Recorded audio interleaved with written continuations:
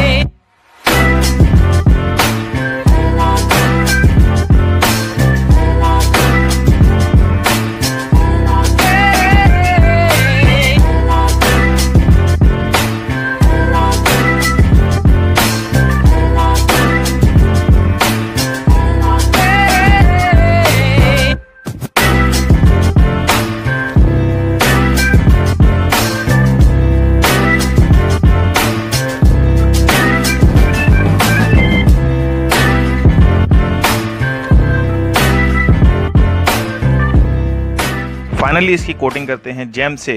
तो लीजिए, तैयार है हमारा yummy and delicious homemade chocolate cake, जो हमने बचे हुए बिस्किट से बनाया था। तो सब्सक्राइब कीजिए हमारे चैनल को, जिससे कि आपको मिले हमारे सभी नोटिफिकेशंस। नमस्ते।